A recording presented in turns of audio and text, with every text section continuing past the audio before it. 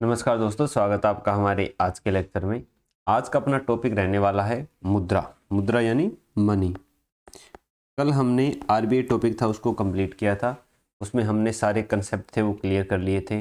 Repo rate क्या होती है, रिवर्स रेपो रेट क्या है, सीआरआर, एसएलआर, सारी चीज़ें देख ली थी। तो अगर वो लेक्चर आपने नहीं देखा है कल वाला तो वो भी ज़रूर देख लेना। कुछ उस लेक्चर की चीज़ें इससे रिलेटेड रहेगी आज। तो आज के लेक्चर में हम क्या क्या पढ़ने वाले हैं मुद्रा टॉपिक के अंदर। सबसे पहले हम पढ़ेंगे एफआरएस, फ्रैक्शनल रिजर्व सिस्टम। फिर एक मुद्रा है M0, उसको पढ़ेंगे। फिर मुद्रा की आपूर्ति को पढ़ेंगे। उसमें 4 फॉर्मूला हैं, M1, M2, M3, M4, उनको देखेंगे। फिर मुद्रा गुणक को पढ़ेंगे। फिर मुद्रा के प्रकार देखेंगे, कड़ी मुद्रा क्या है, मुलायम मुद्रा क्या है, उष्ण मुद्रा क्या है, आभासी मुद्रा क्या है, आधिकारिक मुद्रा क्या है, ये सारे कंसेप्ट क्लियर करेंगे। रुपए की परिवर्तनीयता देखेंगे, कन्वर्टिबिलिटी ऑफ रुपी देखेंगे। सीबीडीसी देखेंगे, सेंट्रल बैंक डिजिटल करेंसी देखेंगे। इसमें 2 कंसेप्ट आएंगे, एक ई रुपी का और एक ये ई रुपी। एक में आई है, एक में डबल ई है। इन दोनों में क्या अंतर है, क्या कंसेप्ट है इनका, ये समझेंगे। और फिर अंत में वित्तीय बाजार की प्रतिभूति क्या होती है, इनको जानेंगे। ये आज के लेक्चर का प्रारूप रहने वाला है। तो शुरुआत करते हैं हम एफआरएस से। एफआरएस यानी फ्रैक्शनल रिजर्व सिस्टम।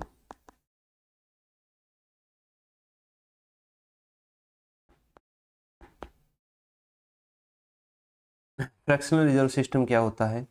ये साख सृजन को प्रदर्शित करता है बैंकों की।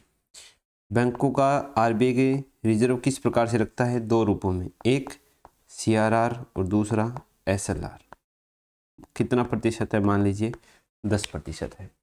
अब ये आर जो है रिजर्व सिस्टम है, ये साख सृजन का काम तो नहीं करता, बैंक इसको साख सृजन में यूज नहीं कर सकते, लेकिन ये बैंकों की साख सृजन की क्षमता को प्रभावित करता है। किस प्रकार से प्रभावित करता है वो हम थोड़ा समझ लेते हैं। मान लीजिए आरबीआई ने कोई नोट जारी किया 100 रुपये का, और वो किसको दे दिया? ए को दे दिया। ए के पास आ गई 100 रुपये। यहाँ पर हम लिखते हैं बैंक जमा रिजर्व और साख सृजन। बैंक ने ये 100 रुपये कौन से बैंक में जमा कर दिए? बैंक 1 में। कोई बैंक है बैंक 1, उसमें जमा किए। कितने रुपए जमा किए? 100 रुपये। रिजर्व कितना हमने माना है? 10%। तो 10 रुपये कहाँ रहेंगे? रिजर्व में। साख सर्जन कितने रुपए का होगा? 90 रुपये का होगा। 90 रुपये का साख सर्जन हुआ। किसको दिए? बैंक ने उधार दे दिए बी को। बी ने क्या किया? इसका कोई वस्तु खरीद ली। मान लीजिए बी ने सी से क्या खरीद ली? कोई मशीन खरीद ली। अब सी के पास कितने रुपए चले गए? 90 रुपये चले गए। सी इन 90 रुपये को कहाँ जमा कराएगा? बैंक 2 में। कितने रुपये जमा कराए? 90। रिजर्व कितना रहेगा? 9 रुपये रहेंगे, 10%। साख सृजन कितने का होगा? 81 रुपये का। किसको दे दिए? डी को दे दिए। डी को उधार दे दिए बैंक ने 81 रुपये। डी क्या करेगा? डी फिर कोई वस्तु खरीदेगा। किससे खरीदेगा? मान लीजिए ई से कोई वस्तु खरीद ली। ई के पास क्या चले गए? 81 रुपये चले गए। अब ई उसको क्या करेगा? बैंक 3 में जमा कराएगा। कितने रुपए? 81 रुपये। रिजर्व इस पर कितना रहेगा? 10%, यानी 8.10 रुपये। तो साख सृजन कितने का होगा? 72.9 रुपये का होगा, जो किसको दे देगा? मान लीजिए एफ को दे देगा। तो इस प्रकार से ये क्या है? एक चेन सिस्टम चलता रहेगा। तो जब 100 रुपये का आरबीआई कोई नोट जारी करता है तो वो ऐसा नहीं है कि केवल 100 रुपये का ही साख सृजन करता है। वो कितना सृजन कर लेगा? यहाँ हम जोड़ते हैं उसको। जब हम ऐसे ही इसको जोड़ते चले जाएंगे आगे, तो ये टोटल आएगा कितने रुपए? 100 रुपये। और ये टोटल जुड़कर कितने रुपये आएगा? ये आएगा 1000 रुपये। तो इस प्रकार से हम देखते हैं कि आरबीआई ने 100 रुपये का नोट जारी किया था, लेकिन साख सृजन उससे कितना हो गया? 1000 रुपये हो गया। कब हो गया? जब उसका आर कितना है? 10% है। तो यहाँ से फिर एक फॉर्मूला निकल कर आता है कि जो बैंकों का साख सृजन है, बैंक का साख सृजन है वो 1/r गुना होता है। 1/r गुना यानी 1 ऊपर हमने कितना लिया था ये 10%, तो 1/% हटाएंगे तो नीचे 100 लगेगा, तो ये आ जाएगा 10 गुना। ठीक है, तो बैंक का साख सृजन है वो व्युत्क्रमानुपाती किसके हो गया? आर के गुणा के। अब मान लीजिए साख सृजन क्षमता कम ज़्यादा करनी है बैंकों की आरबीआई को, किसके माध्यम से? एफआरएस के माध्यम से। तो आर 10% है, फिर अगर वो आर को कितना कर सकता है? 5%, या क्या करेगा? आर को बढ़ा करके कितना कर देगा? 20% कर देगा। तो 20% कर देगा तो साख सृजन कितने गुना होगा? 1/20/100, 20×5 यानी 5 गुना। 10 में कितना हो रहा है? 10 गुना। 5 में कितना हो रहा है? 1/5/100 यानी 20, तो 20 गुना। तो यहाँ पर हम देख रहे हैं कि जैसे जैसे आर को बढ़ाता है वैसे वैसे साख सृजन क्या हो जाता है? कम हो जाता है। जैसे जैसे आर कम होती है वैसे वैसे बैंकों का साख सृजन बढ़ जाता है। तो बैंक का जो साख सृजन है वो व्युत्क्रमानुपाती होता है किसके? आर के। ये यहाँ से एफआरएस सिस्टम है वो निकल के आता है। अब हम देखते हैं M0 क्या चीज है। M0 है टोटल जो बाजार की तरलता होती है उसका योग, कि जितनी ज़्यादा तरलता होगी बाजार में उतना ही ज़्यादा M0 का मूल्य होगा। M0 में मुख्य रूप से 3 घटक शामिल होते हैं। कौन सी?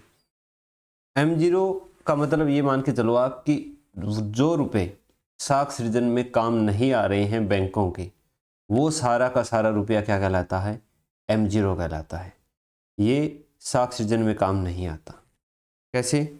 जैसे जनता के पास अगर करेंसी है, बैंक में नहीं है, मेरे पास है, मेरे पास 1 लाख रुपए हैं, मैंने अपनी अलमारी में रख रखे हैं, तो उनसे किसी प्रकार का साख सृजन हो रहा है? नहीं हो रहा। दूसरा, आरबीआई के पास बैंकों का रिजर्व, उससे किसी प्रकार का साख सृजन नहीं होता है। तीसरा, आरबीआई की अन्य जमाएं मतलब जो आरबीआई आईएमएफ वगैरह में, वर्ल्ड बैंक वगैरह में रखता है, उस पर किसी प्रकार का साख सृजन नहीं होता है। तो ये जो 3 चीजें हैं ये मिलकर किसको बनाती है? M0 को बनाती है। ये क्या कहलाती है? M0 ये शक्तिशाली मुद्रा कहलाती है। शक्तिशाली मुद्रा किसको बोलते हैं? M0 को। तो इस प्रकार से M0 जो है वो साख सृजन क्षमता को क्या करती है? प्रभावित करती है। इतना चीज समझ में आ गई। फिर है अब मुद्रा की आपूर्ति। मुद्रा की आपूर्ति। मुद्रा की आपूर्ति का मतलब है कि बाजार में चलन में मुद्रा कितनी है, बाजार में मुद्रा की तरलता कितनी है, वो चीज क्या कहलाती है? मुद्रा की आपूर्ति। बाजार में चलन में मुद्रा जो है वो मुद्रा की आपूर्ति कहलाती है। अब हम कई बार देखते हैं कि आरबीआई संकुचित मौद्रिक नीति अपना रहा है, बाजार में तरलता बढ़ गई है। आरबीआई विस्तारित मौद्रिक नीति अपना रहा है, बाजार में तरलता कम हो रखी है, अर्थव्यवस्था में सुस्ती हो रखी है। तो इन चीज का आरबीआई को पता कैसे चलता है? इसके लिए आरबीआई ने क्या किया था? 1977 में एक कार्यदल समूह का क्या किया? गठन किया था, जो आरबीआई को यह बताता था कि बाजार में तरलता है वो आप 4 सूत्रों से ज्ञात कर सकते हो। कौन से सूत्र दिए इसने? एक सूत्र दिया M1, M2, M3 और M4। इसने ये 4 सूत्र दिए कि इनके हिसाब से आप बाजार की तरलता का अंदाज़ा लगा लोगे। और इन सूत्रों में उसने 5 घटकों को शामिल किया कि ये सूत्र है वो 5 घटकों से मिलकर बनेंगे। कितने घटकों से? 5 घटक। वो 5 घटक कौन से हैं? सबसे पहला घटक है जनता के पास करेंसी। जनता के पास करेंसी। दूसरा है बैंकों की मांग जमा। मांग जमा में क्या आता है? CASA, current account, saving account. तीसरा बैंकों की सावधि जमा। सावधि जमा में FD RD आती है। चौथा है RBI की अन्य जमाएं, जो IMF रिजर्व वगैरह है वो सारी चीज़ें। और पांचवा है डाकघर की जमाएं। डाकघर की जमाएं। तो ये कार्यदल जो समूह है इसने बताया कि आप इन 5 चीज़ों का उपयोग करके ये 4 फॉर्मूलों से बाजार में तरलता का पता लगा सकते हो। अब ये 4 फॉर्मूले क्या क्या हैं इनको देख लेते हैं। सबसे पहले है M1। M1 में क्या क्या चीज़ आती है? M1 में आती है दोस्तों 3 चीज़ें। एक, जनता के पास जो करेंसी है वो। दूसरा, बैंकों की मांग जमाएं, करंट अकाउंट और सेविंग अकाउंट में जो रुपए हैं। और तीसरा, RBI की अन्य जमा। यानी इसके अंदर वो चीज़ें आती है जिनकी तरलता बहुत ज़्यादा है। तरलता का मतलब जिसको आसानी से हम नगद में परिवर्तित कर सकते हैं, वो तरलता कहलाती है। मैंने आपको बताया था किसी समय शायद कि तरलता का मतलब क्या है। कोई भी करेंसी कितनी तरल है। सबसे ज़्यादा तरल क्या होता है? नगद होता है, क्योंकि नगद ही हमें करना है, नगद ही हो रखा है। दूसरा फिर करंट अकाउंट होता है। करंट अकाउंट में क्या होता है? उसमें कोई भी लिमिट नहीं होती है जमा पर और निकालने पर, निकासी पर। उससे कम तरल क्या है? सेविंग अकाउंट होता है। सेविंग अकाउंट में जमा पर प्रतिबंध नहीं होता है, लेकिन निकासी पर क्या होता है? प्रतिबंध होता है कि आप एक दिन में 80,000 रुपये निकाल सकते हो, 40,000 रुपये निकाल सकते हो। उससे कम तरल क्या होती है? प्रॉपर्टी होती है, जो बिकने में काफ़ी ज़्यादा टाइम लगता है। तो ये जो M1 करेंसी है ना, ये तरलता सबसे ज़्यादा होती है। इसमें जनता के पास करेंसी प्लस बैंकों की मांग जमा प्लस RBI की अन्य जमाएं, ये 3 चीज़ें मिलकर के किसका निर्माण करती है? M1 का निर्माण करती है। ये सबसे ज़्यादा तरल है, इसलिए इसको संकीर्ण मुद्रा या नैरो मनी भी कहा जाता है। संकीर्ण मुद्रा या नैरो मनी। ठीक है, इसमें तरलता बहुत ज़्यादा होती है। दूसरा आता है फिर M2। M2 में क्या होगा? M1 में कुछ जड़ जाए। क्या जुड़ेगा M1 में? M1 में जो बैंकों की सावधि जमा है उसको भी हम जोड़ देंगे, तो वो M2 निकल के आएगा। इसमें बैंकों की सावधि जमा, M1 में ये 3 चीज़ें हो गई। जनता के पास करेंसी, मांग जमा, RBI की अन्य जमाएं, प्लस में बैंकों की सावधि जमा, ये आ जाती है M2 में। सॉरी, M2 के अंदर बैंकों की सावधि नहीं, M2 में आता है डाकघर की बचत जमा। यहां पर करेक्शन करता हूं मैं, डाकघर की बचत जमा। ठीक है, ये M2 का निर्माण करती है। M2 को भी NCERT में नैरो मनी ही बोला गया है। फिर आता है M3। M3 में क्या होगा? M3 को व्यापक मुद्रा, सुलभ मुद्रा या ब्रॉड मनी भी कहा जाता है। M3 में क्या आता है, M1 प्लस बैंकों की सावधि जमा आती है, बैंकों की सावधि जमा। ठीक है, M2 में डाकघर की बचत जमा, M3 में M1 प्लस बैंकों की सावधि जमा आ जाएगी। फिर आता है M4। M4 में क्या आता है, M4 में M3 प्लस डाकघर की समग्र जमाएं, यानी इसके अंदर सारी चीजें आ जाती है, 500 की 500 चीजें। ठीक है, M3 में क्या क्या आएगी, जनता के पास करेंसी, बैंकों की मांग जमा, बैंकों की सावधि जमा, आरबीआई की अन्य जमाएं, प्लस में डाकघर की बचत जमाएं, समग्र जमाएं सारी आ जाएगी। तो ये हो गया M4।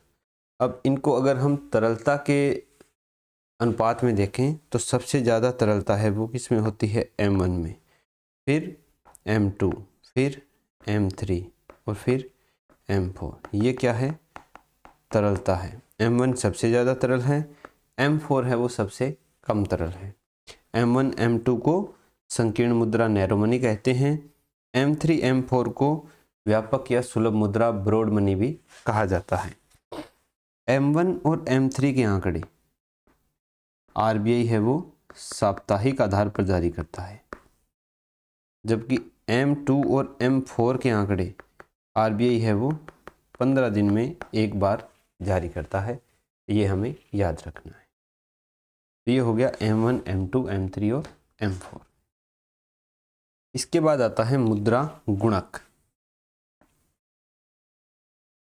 मुद्रा गुणक जिसको बोलते हैं मनी मल्टीप्लायर।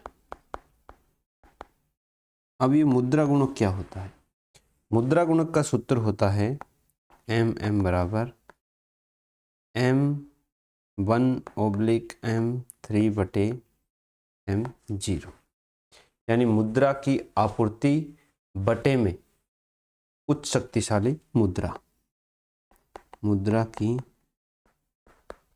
आपूर्ति या स्टॉक बटे में उच्च शक्तिशाली मुद्रा, ये होता है इसका सूत्र। M2 और M4 को हम इसलिए शामिल नहीं कर पाते हैं क्योंकि इनके आंकड़े आने में टाइम लगता है और इतने सही आंकड़े भी नहीं आते हैं, जबकि M1 और M3 जो हैं उसके आंकड़े एकदम एग्जैक्ट आते हैं, साप्ताहिक आधार पर आते हैं। तो मुद्रा गुणक का मान हम M1 M3/M0 से लेते हैं। जो मुद्रा गुणक है ये हमेशा 1 के बराबर या 1 से ज़्यादा होता है। ऐसा क्यों होता है, क्योंकि मुद्रा की आपूर्ति है, तो मुद्रा की आपूर्ति है वो हमेशा ज़्यादा किससे होती है, उच्च शक्तिशाली मुद्रा से। क्यों होती है, क्योंकि उच्च शक्तिशाली मुद्रा में केवल वो चीज़ें शामिल होती है जो साख सृजन में काम नहीं आती है, लेकिन मुद्रा की आपूर्ति में बैंक की मांग जमा, बैंक की सावधि जमा, डाकघर की बचत जमा, ये सारी आती है जो साख सृजन में काम आती है। तो उच्च शक्तिशाली मुद्रा है वो हमेशा कम होगी मुद्रा की आपूर्ति से ज़्यादा ये बराबर हो सकती है। तो जो मुद्रा गुणक है वो या तो 1 के बराबर होगा या 1 से ज़्यादा होगा, ये हमें याद रखना है। अब देखते हैं मुद्रा गुणक और रिजर्व में संबंध।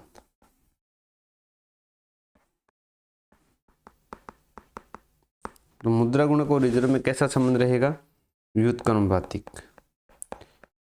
1/R, CRR और SLR। क्यों रहेगा, क्योंकि जब रिजर्व बढ़ेगा तो क्या बढ़ेगा, अपना M0 बढ़ेगा, और M0 बटे में है, M0 बढ़ेगा तो मुद्रा गुणक क्या हो जाएगा, कम होगा।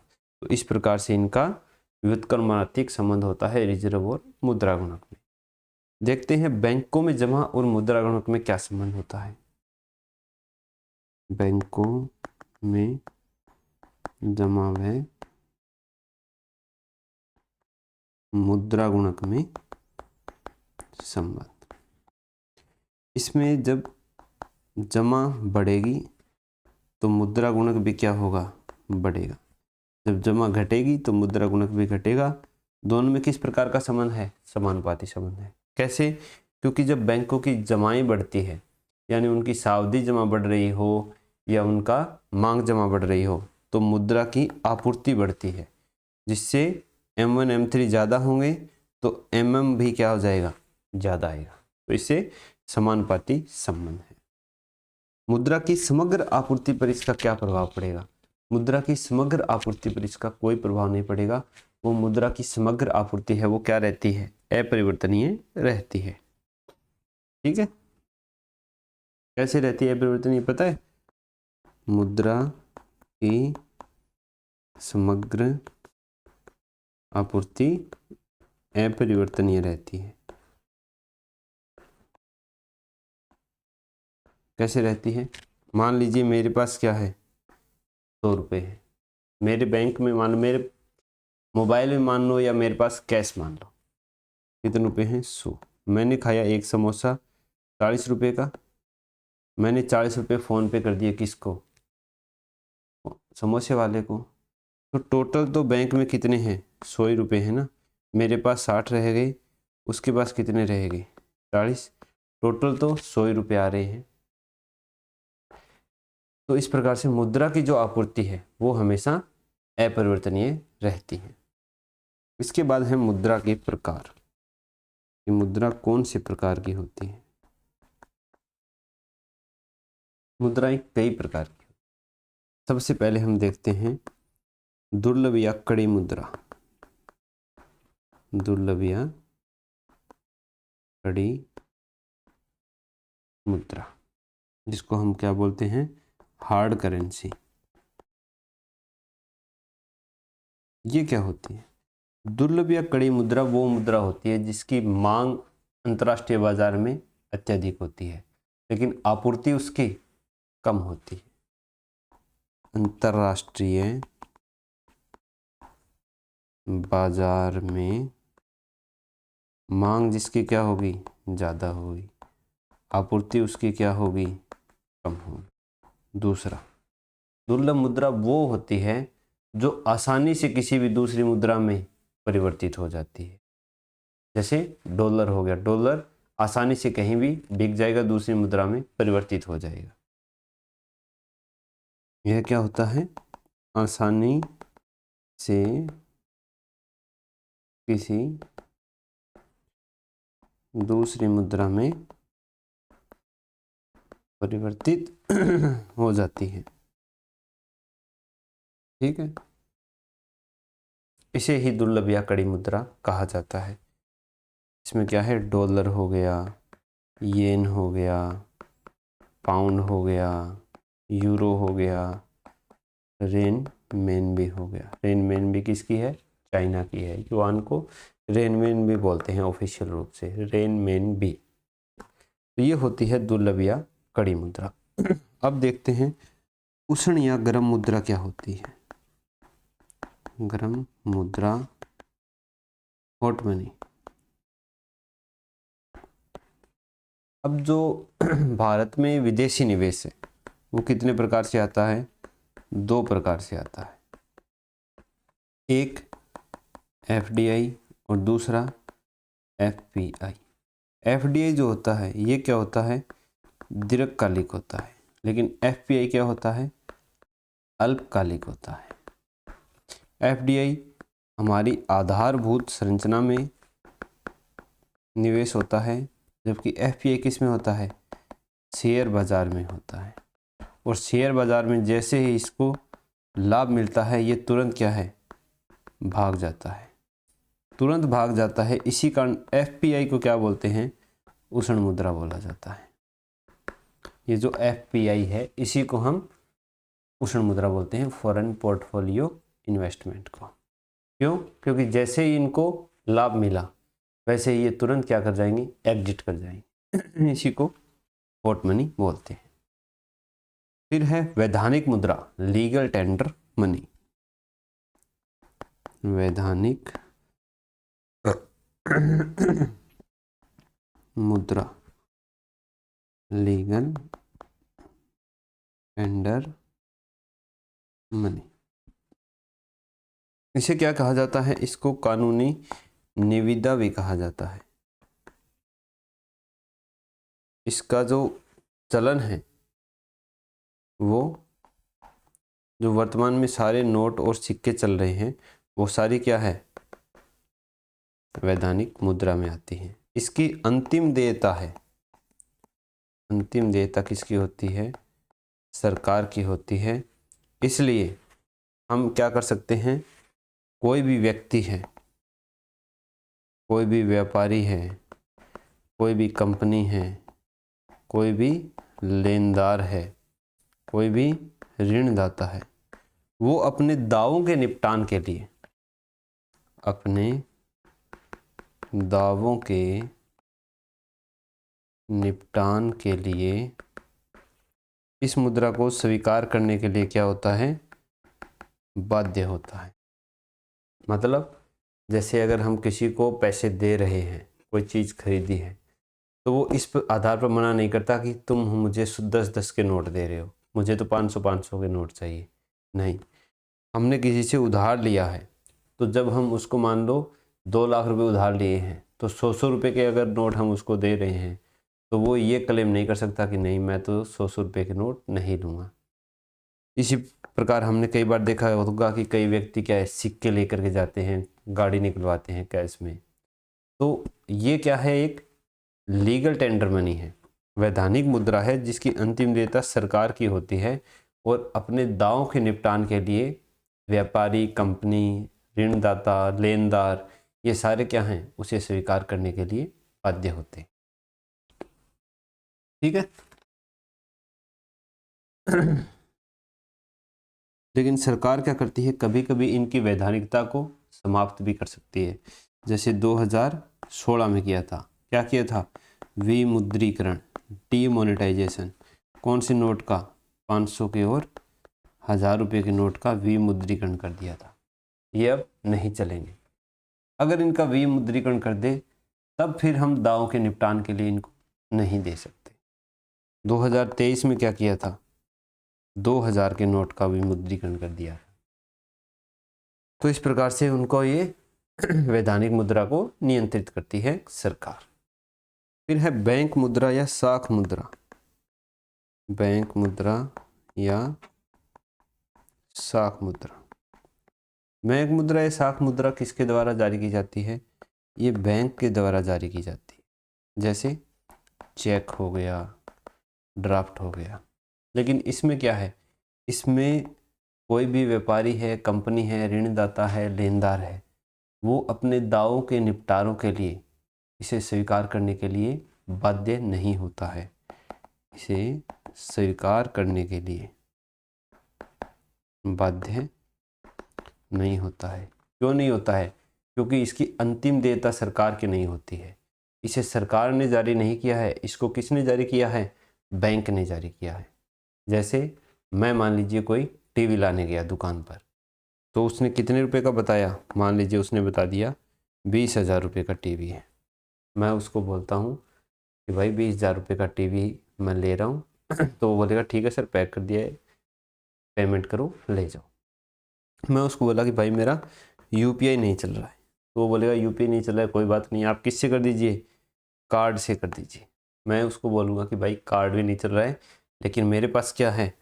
चेक बुक है, मैं तुम्हें चेक काट के दे देता हूँ 20,000 का, आप ये मुझे दे दो। फिर वो क्या बोलेगा कि सर आप चेक काट के दे दीजिए, लेकिन हम आपको ये अभी नहीं देंगे। कब देंगे? जब चेक लगाएंगे हम बैंक में जा कर के, फिर वो पैसा हमारे अकाउंट में आ जाएगा, उसके बाद हम आपको आपके घर पे इसे डिलीवर कर देंगे। लेकिन जब तक पैसा हमारे अकाउंट में नहीं आएगा तब तक हम ये टीवी आपको नहीं दे सकते। यहाँ पर वो क्या कर रहा है?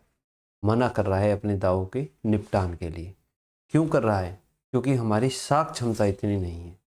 वहीं अगर मान लीजिए कोई बड़ा व्यापारी हो, जैसे अडानी हो, अडानी कोई चीज़ लाने जाए और वो क्या करे? चेक काट के दे दे दुकान वाले को, तो दुकान वाला तुरंत चेक रख लेगा और उसको तुरंत सामान दे देगा।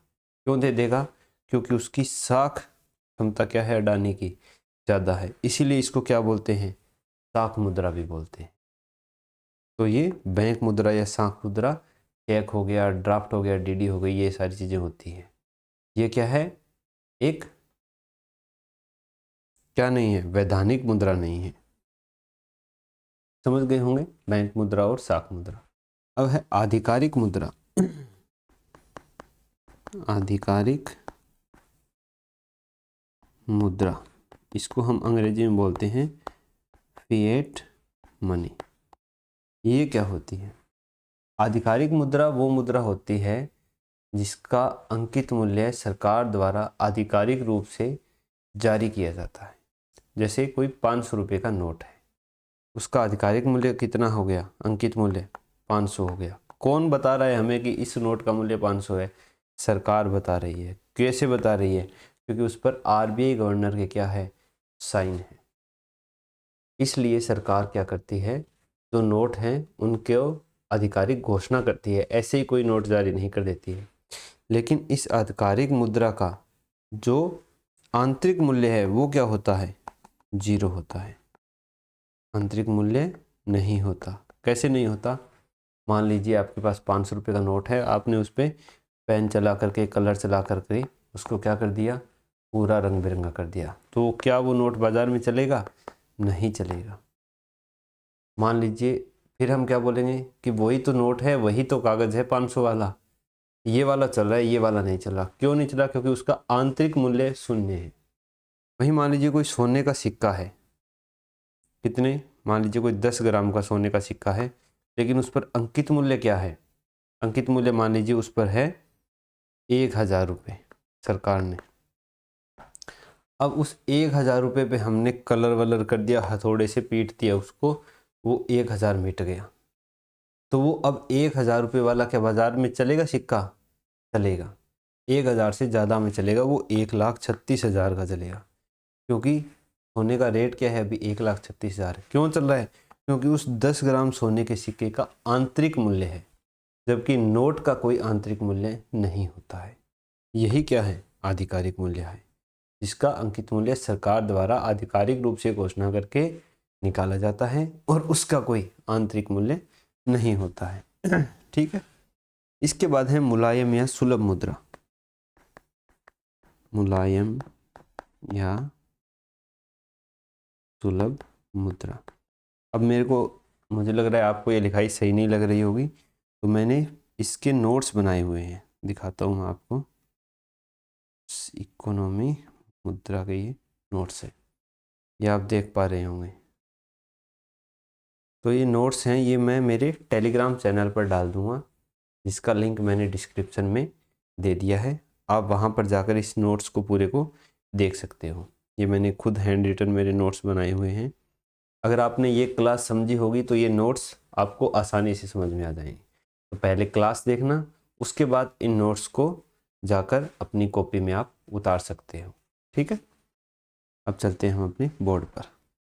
मुलायम या सुलभ मुद्रा यानी सॉफ्ट करेंसी, ये क्या चीज़ होती है? ये वो चीज़ होती है जिसकी मांग बाजार में कम होती है, लेकिन आपूर्ति क्या है, बहुत ज़्यादा है।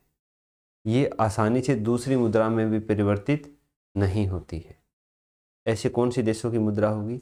ऐसे जैसे अफ्रीकी देश हैं, उनकी मुद्राएं इसमें शामिल हैं। हमारे भारत का रुपया है, वो भी क्या है, मुलायम मुद्रा में ही आता है। क्यों आता है? क्योंकि हमारा जो रुपया है ये क्या है, पूर्ण परिवर्तनीय नहीं है, आंशिक परिवर्तनीय है। अब पूर्ण परिवर्तनीय हम आगे समझेंगे, पहले मुलायम मुद्रा या सुलभ मुद्रा को थोड़ा देख लेते हैं। कौन सी होगी इसकी? अंतरराष्ट्रीय बाजार में मांग क्या होती है इनकी, कम होती है, लेकिन आपूर्ति क्या है, ज़्यादा होती है। ये क्या है, आसानी से दूसरी मुद्रा में परिवर्तित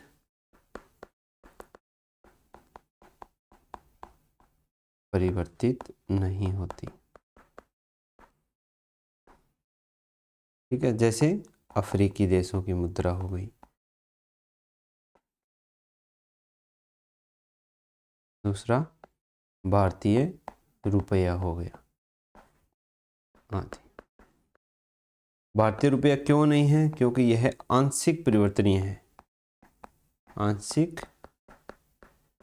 परिवर्तनीय, पूर्ण परिवर्तनीय नहीं है, इसीलिए रुपया क्या आता है, सॉफ्ट करेंसी में आता है।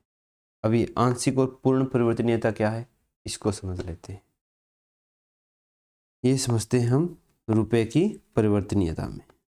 रुपए की परिवर्तनीयता, अब रुपए की परिवर्तनीयता है, इसका क्या मतलब हुआ कि कोई भी मुद्रा है वो आसानी से दूसरी मुद्रा में किस प्रकार से परिवर्तित हो जाती है, उसको सही करती है, वो उसकी क्या है, परिवर्तनीयता कहलाती है। दो प्रकार की होती है, एक होती है आंशिक, एक होती है पूर्ण। कैसे डिसाइड होगा, इसके लिए हमें थोड़ा सा देखना पड़ेगा पहले भुगतान संतुलन। भुगतान संतुलन क्या चीज होता है?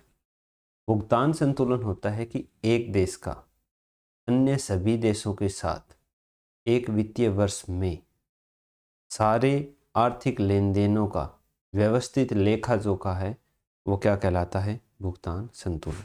लिखा देता हूं परिभाषा, एक देश का अन्य सभी देशों के साथ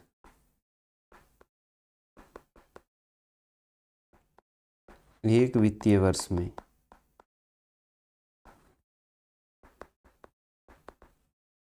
समस्त आर्थिक लेन देनों का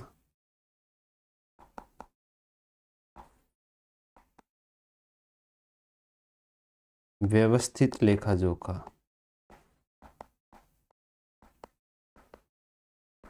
क्या कहलाता है, भुगतान संतुलन कहलाता है। भुगतान संतुलन है वो दो खातों से मिलकर बनता है, एक चालू खाता, चालू खाता यानी करंट अकाउंट, और दूसरा पूंजी खाता, पूंजी खाता यानी कैपिटल अकाउंट। चालू खाता में क्या आता है, चालू खाता में आता है जो हम वस्तु और सेवा का क्रय विक्रय करते हैं उनका लेन देन, वस्तु या सेवा का जो क्रय विक्रय करते हैं उनका लेन देन। और पूंजी खाता में, पूंजी खाता में आते हैं विदेशी निवेश और विदेशी ऋण, विदेशी ऋण, ये किस में आते हैं, पूंजी खाता में आते हैं। तो चालू खाता जो अपना है इसको हमने 1994 से ही क्या कर दिया है, रुपए को पूर्ण परिवर्तनीय बना दिया है कि इस लेन देन में वस्तु और सेवा के क्रय विक्रय में हम रुपए को ही विनिमय के रूप में काम ले सकते हैं। लेकिन विदेशी निवेश और विदेशी ऋण में हम क्या करते हैं, रुपया है वो क्या है, आंशिक रूप से परिवर्तनीय है, आंशिक परिवर्तनीय। अभी आंशिक परिवर्तनीय क्यों पड़ा है, इसके पीछे की हम कहानी देखते हैं। पूंजी खाता में, पूंजी खाता, अब रुपए को क्या बनाना था, हमें पूर्ण परिवर्तनीयता बनाया था।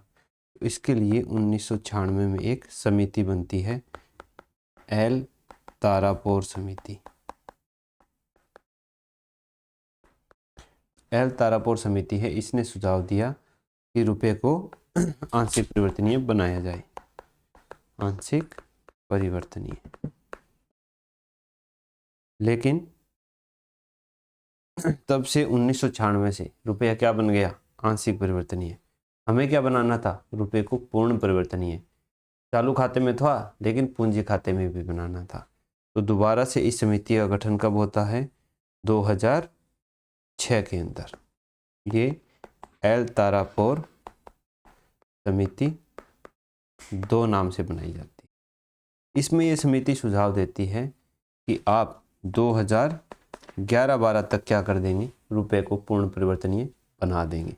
लेकिन इससे पहले ही 2008 में अमेरिका में क्या जाता है, सब प्राइम संकट, मंदी आई, तो मंदी के कारण अपना जो रुपया है वो पूर्ण परिवर्तनीय नहीं बन सका। ये मत खाओ जिन्हों ज्यादा। तो आज चालू खाते में देखें तो चालू खाता में रुपया पूर्ण परिवर्तनीय है, पूंजी खाते में रुपया क्या है, आंशिक परिवर्तनीय है। अब पूंजी खाते में रुपया आंशिक परिवर्तनीय है, इसके लिए हमें क्या करना पड़ रहा है, रुपये के अंतर्राष्ट्रीयकरण पर जोर दे रही है वर्तमान सरकार, क्योंकि जब अंतर्राष्ट्रीय बाजार में रुपए का मूल्य बढ़ेगा तभी हम जो पूंजी खाता है उसमें रुपए को पूर्ण परिवर्तनीय बना सकते हैं। जो IMF में SDR बास्केट है, जिसको हम आगे पढ़ेंगे, जिसमें 5 देशों की मुद्राएं हैं, उनमें अगर भारत का रुपया शामिल हो जाता है तो भी फिर भारत का रुपया अंतर्राष्ट्रीय बाजार में मजबूत हो जाएगा और वो पूर्ण परिवर्तनीय हो जाएगा। तो ये हो गया हमारा मुलायम या सुलभ मुद्रा में फिर रुपए की परिवर्तनीयता हमने देख ली। अब है आभासी मुद्रा क्या होती है। आभासी मुद्रा, मुद्राएं क्या हो, 2 प्रकार की है वर्तमान में, एक आभासी और एक भौतिक। भौतिक होती है जिसको हम छू सकते हैं, महसूस कर सकते हैं, नोट हो गया, सिक्का हो गया। आभासी मुद्रा क्या है, वो हमारे पास डिजिटल रूप में रहती है, इसको हम आभासी मुद्रा कहते हैं। कौन से रूप में रहती है, डिजिटल रूप में रहती है। ये कितने प्रकार की होती है, ये भी 2 प्रकार की होती है, एक रेगुलेटेड और एक नॉन रेगुलेटेड, एक विनियमित और एक गैर नियमित। एक होती है विनियमित और एक होती है गैर विनियमित। इसको बोलते हैं रेगुलेटेड और इसको बोलते हैं नॉन रेगुलेटेड। ये क्या होती है, विनियमित आभासी मुद्रा वो होती है जो किसी केंद्रीय बैंक के द्वारा जिसका विनियमन किया जाता है। इसमें जो केंद्रीय बैंक है ये क्या करता है, इसकी नियामक की भूमिका निभाता है। जैसे CBDC मुद्रा हो गई, इसको हम आगे देखेंगे डिटेल में। नॉन रेगुलेटेड, इसका कोई भी विनियमन करता नहीं होता है, कोई भी केंद्रीय बैंक है वो इसका विनियमन नहीं करता है। जैसे क्या हो गई, क्रिप्टो करेंसी हो गई। ठीक है, क्रिप्टो करेंसी पर किसी भी बैंक का कोई भी नियंत्रण नहीं होता है। ठीक है, अब ये क्रिप्टो करेंसी है, इसको हम थोड़ा सा यहाँ पर देख लेते हैं। जो केंद्रीय बैंक विनियमित करता है इसको हम केंद्रीकृत मुद्रा भी बोलते हैं, और जो गैर विनियमित होती है इनको हम विकेंद्रीकृत मुद्रा भी बोलते हैं। ठीक है, ये याद रख लेना। तो क्रिप्टो करेंसी क्या है, क्रिप्टो करेंसी, इसको कोई भी बैंक है, केंद्रीय बैंक है, वो नियमित नहीं करता है। ये एक प्रकार की क्या है, आभासी मुद्रा है। आज ऐसा कोई भी आदमी नहीं है जिसने, मतलब स्टूडेंट नहीं है जिसने क्रिप्टो करेंसी का नाम नहीं सुना हो। गांव में तो अभी भी लोगों को नहीं पता है। और आभासी है, विकेंद्रीकृत है और किससे जनरेट होती है, कंप्यूटर से जनरेट होती है। पहली क्रिप्टो करेंसी क्या बनी थी, पहली क्रिप्टो करेंसी आई थी बिटकॉइन। कब आई थी, 2008 में। किसने बनाया था इसको, इसको बनाया था सतोशी नाकामोटो ने। Satoshi Nakamoto. कैसे बनती है ये बनती है सुपर कंप्यूटर द्वारा डेटा माइनिंग की जाती है, जिससे ये इनका निर्माण होता है। अभी और भी बहुत सारी क्रिप्टो करेंसीज आई हुई है, डोज कॉइन हो गया, इथीरियम हो गया, और भी बहुत सी क्रिप्टो करेंसी है, लाइट कॉइन हो गया, ये सारी चीज़ें। इनको सुरक्षित कैसे रखा जाता है, ये चेन ब्लॉकिंग के माध्यम से क्या रहती है, सुरक्षित रहती है, संग्रहित रहती है। इनकी खास बात क्या है, इनकी खास बात ये है कि इनको कोई भी ट्रैक नहीं कर सकता। अगर किसी ने भेजा है और किसी ने क्या किया है, रिसीव किया है, तो बीच में इसको कोई भी एक्सेस नहीं कर सकता, सिर्फ जो रिसीवर है वही एक्सेस कर सकता। अगर इसका ये क्या है, एक तरह का प्रोग्राम है और इसका पासवर्ड है वो भी आप रीसेट नहीं कर सकते। तो ये क्रिप्टो करेंसी है। बिना पहचान बताए आदमी किसी दूसरे आदमी को क्रिप्टो करेंसी भेज सकता है, क्योंकि इसकी एक बस आईडी होती है, पहचान वहाँ पर किसी प्रकार की नहीं होती है। लेकिन अभी जो ऐप चले हुए हैं, वजीरेक्स ऐप वगैरह हो गया, बिनांस हो गया, उन पर हम KYC करते हैं। लेकिन जो रियल में क्रिप्टो ट्रेडिंग होती है ना, वहाँ पर आपकी पहचान की कोई ज़रूरत नहीं है, आपकी बस एक आईडी बनती है जो अंक और अल्फ़ाबेट को मिला करके बनती है। बस वो आईडी ही होती है जहाँ पर क्रिप्टो करेंसी आती है और आप भेजते हो। कोई भी बैंक है वो इनको ट्रैक नहीं कर सकता। अब है भारत में क्रिप्टो करेंसी की वैधानिकता। भारत में क्रिप्टो करेंसी की वैधानिकता कि क्या भारत में ये क्या है, लीगल है? तो भारत में इसको 2018 में आरबीआई ने इसको क्या कर दिया था, बैन कर दिया था, प्रतिबंधित कर दिया था। लेकिन बहुत से भारतीयों के रुपए इसके अंदर लगे हुए थे, तो 2020 में सुप्रीम कोर्ट ने निर्णय दिया कि आप इसको बैन नहीं कर सकते। तो फिर 2022-23 में जो बजट था, इसमें क्रिप्टो करेंसी से संबंधित 2 नियम बनाए गए। एक, इसके लेन देन पर जो टैक्स है वो कितना रहेगा, 30% रहेगा। आप क्रिप्टो करेंसी का जो आपका ऐप है उसका वैलेट में पैसे डालोगे, फिर जब आप उस वैलेट से पैसे निकालोगे, चाहे आप प्रॉफिट में निकाल रहे हो चाहे आप लॉस में निकाल रहे हो, आपका उस पर 30% टैक्स है वो कटना ही है।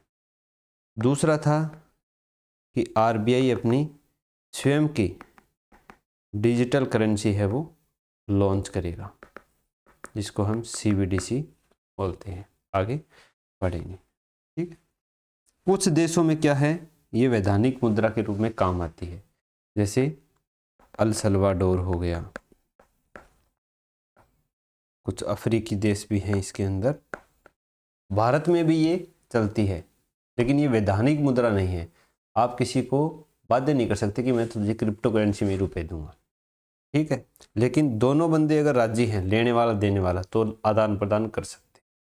बस ये है कि 30% टैक्स लगेगा आप पे। मूल्य कैसे डिसाइड होता है क्रिप्टो करेंसी का? मूल्य डिसाइड होता है इसका मांग और आपूर्ति पर। इसी कारण हाँ, जो बिटकॉइन है वो लाखों में चला गया है।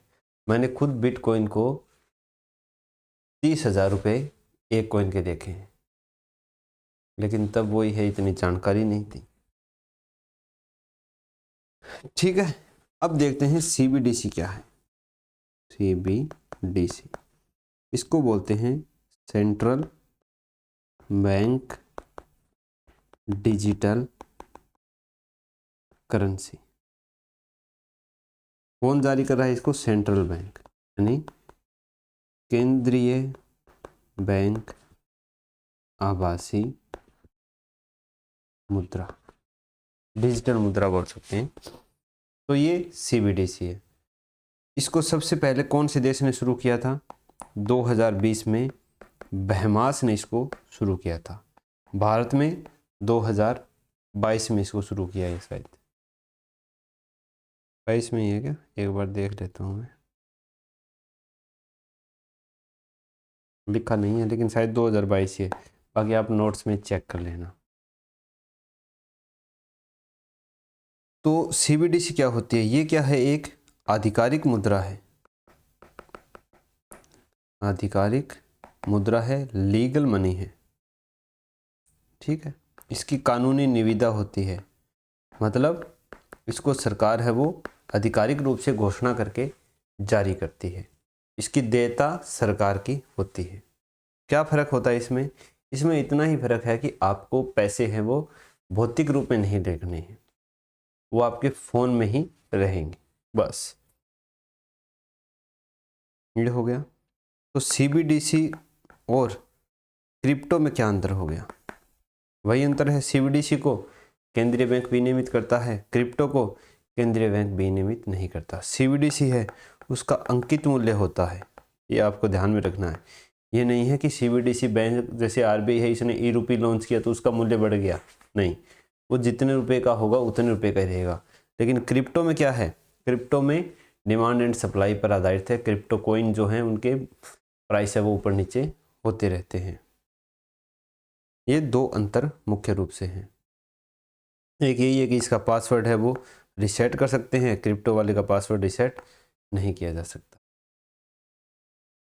CBDC जो है, CBDC, इसको बिना भौतिक मुद्रा में बदले, बिना भौतिक मुद्रा में बदले हम दूसरी मुद्रा में परिवर्तित कर सकते हैं। और CBDC किस रूप में चलाई थी हमारे RBI ने? ई रूपी के रूप में। दूसरा है ई रूपी। ये ई रूपी क्या है? ये वाउचर है। इसको भी देखेंगे, पहले इसको देखते हैं। ये ई रूपी क्या है? ये CBDC है, एक डिजिटल करेंसी है। इसको दो रूप में चलाया था, एक ई रूपी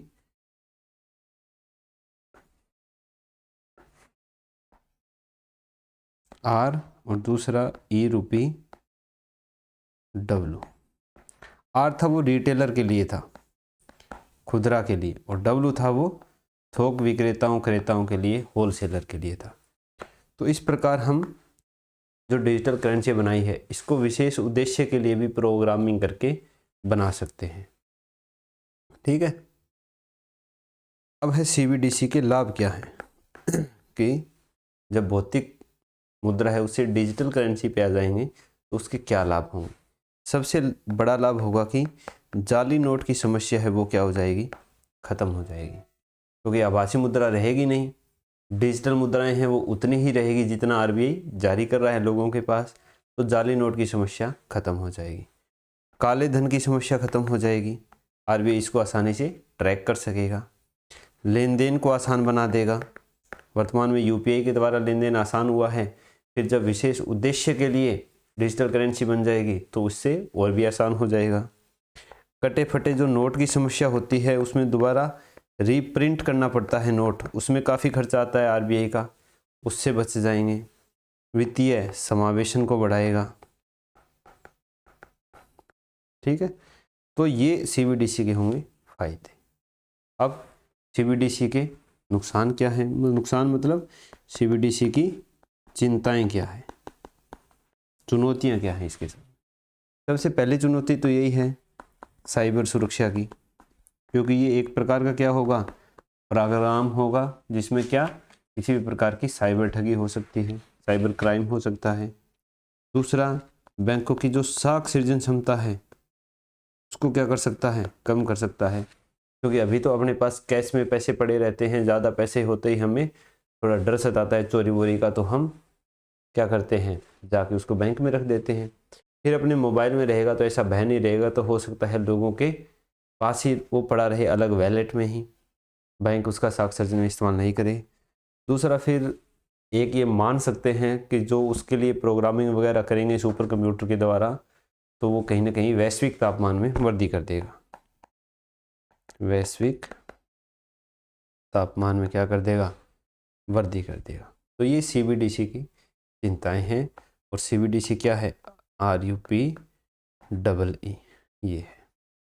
फिर अब देखते हैं कि ई रूपी क्या है। ये क्या है? ये एक प्रकार का वाउचर है। ये वाउचर क्या करता है? ये 2021 में शुरू किया गया था। किसके द्वारा? NPCI के द्वारा। NPCI यानी national payment corporation of India, भारतीय राष्ट्रीय भुगतान निगम, NPCI के द्वारा। NPCI हम देखते हैं बहुत से काम करता है। NPCI फास्टैग पे भी आपने देखा होगा, UPI करते हैं वहाँ पर भी आपने भीम ऐप वगैरह में भी NPCI देखा होगा, रुपए क्रेडिट कार्ड पर भी आपने NPCI देखा होगा। तो ये NPCI क्या है? NPCI क्या करता है? जो बैंक काम करते हैं ना, उन सबको एक माध्यम प्रदान करता है। जैसे UPI से हम पैसे ट्रांसफ़र कर रहे हैं, किसके खाते से? मेरे खाते से, जो कोई सामान बेच रहा है व्यापारी, उसके खाते में। काम दो बैंक का है, कर कौन है? UPI को कौन चला रहा है? UPI को NPCI चला रहा है। तो NPCI है। ये क्या है? एक गैर लाभकारी संस्था है।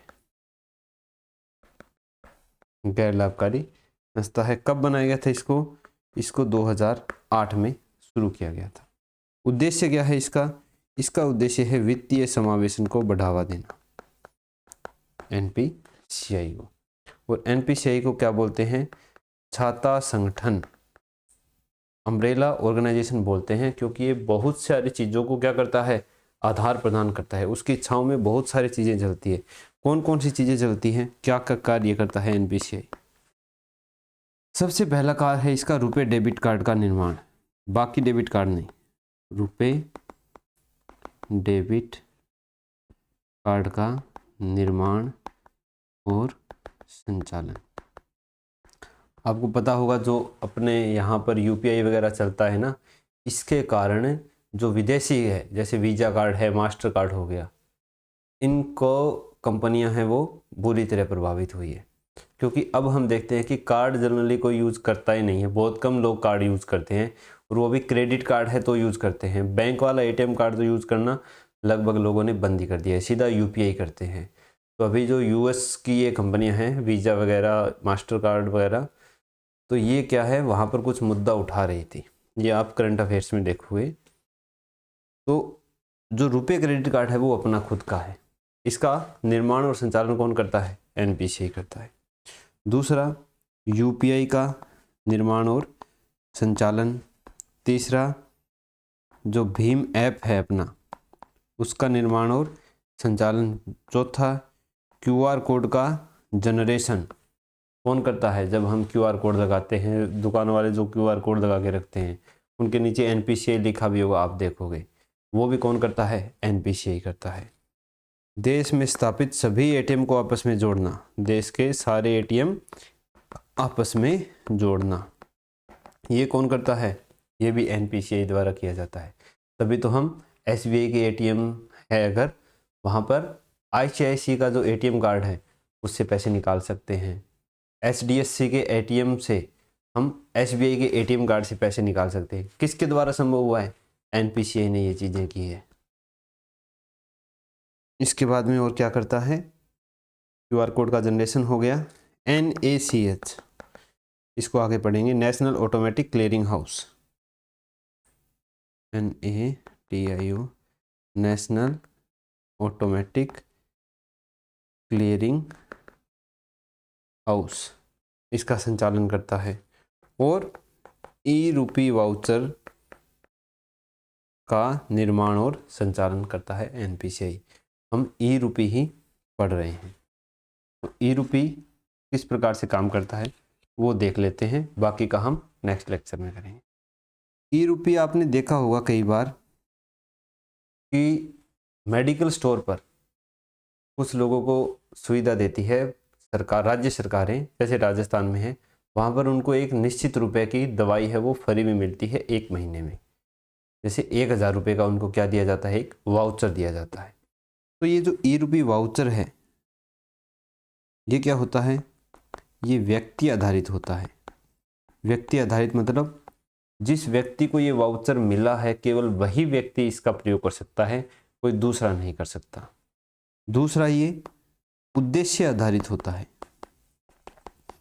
कि जिस उद्देश्य के लिए आपको ये वाउचर मिला है, दवाई खरीदने के लिए वाउचर मिला है तो इससे दवाई ही खरीदी जाएगी, दारू नहीं खरीदी जाएगी। ये दोनों चीजें फुलफिल करता है कौन? ई रूपी वाउचर। कौन चलाता है इसको? एनपीसीआई चलाता है। कैसे चलाता है वो मैं आपको बता देता हूँ। सबसे पहले सरकार क्या करती है?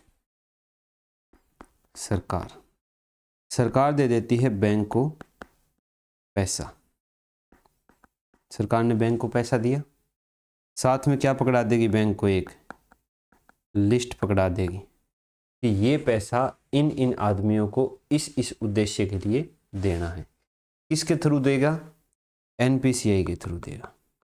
एनपीसीआई कैसे करेगा? सरकार को पैसे किसको देने हैं? व्यक्ति को देने हैं। किसके लिए देने हैं? दवाई के लिए देने हैं। कितने देने हैं? मान लीजिए 1000 रुपये के लिए देने हैं। ठीक है, तो एनपीसीआई इसका क्या बनाएगा? एक ई रूपी का वाउचर बना देगा। वाउचर बनाएगा तो वो व्यक्ति के पास क्या जाएगा? क्यूआर कोड जाएगा। तो ये ई रूपी है, ये 2 रुपये में जाता है वाउचर, एक क्यूआर कोड के रूप में और दूसरा जाता है मैसेज स्ट्रिंग के रूप में। जिसके पास स्मार्टफोन है उसके पास क्यूआर कोड जाएगा, जिसके पास स्मार्टफोन नहीं है मतलब नॉर्मल फ़ोन है तो मैसेज स्ट्रिंग भी उसमें जाता है। अब वैसा ही क्यूआर कोड उस व्यक्ति के आसपास के जो मेडिकल स्टोर होंगे, जो क्या होंगे, मेडिकल आसपास के मेडिकल स्टोर होंगे जो विनियमित होंगे उस योजना में, उन मेडिकल स्टोर वालों के पास भी जाएगा। जब वो दोनों क्यूआर कोड मैच होंगे तब क्या होगा, तब एक बैंक से ओटीपी आएगा व्यक्ति के पास जिसको दवाई लेनी है। फिर जब वो दवाई लेनी होगी उसको तो वो ओटीपी मेडिकल वाले को बताएगा और फिर वो वाउचर क्या हो जाएगा, वहाँ पर भुगतान कर देगा मेडिकल वाले को। तो इस प्रकार से ये नहीं है कि वो क्यूआर कोड आप दिखा के ठेके पे जाके दिखा दिया कि ये लो इसको स्कैन कर लो, नहीं होगा। वो जो निश्चित मेडिकल स्टोर वाले होते हैं, रजिस्टर्ड होते हैं उस योजना के थ्रू, उन्हीं के पास जाता है, उन्हीं को आप जाके अपना क्यूआर कोड दिखाओगे। जब दोनों क्यूआर कोड मैच कर जाएंगे तब फिर आपके फ़ोन पर ओटीपी आएगा। जब आप ओटीपी मेडिकल वाले को बता दोगे तब मेडिकल वाले को बैंक भुगतान कर देगा और मेडिकल वाला आपको दवाई दे देगा। तो वो पैसे सिर्फ आपके लिए थे और वो पैसे सिर्फ दवाई के लिए थे। व्यक्ति आधारित और उद्देश्य आधारित, ये होता है ई रूपी वाउचर।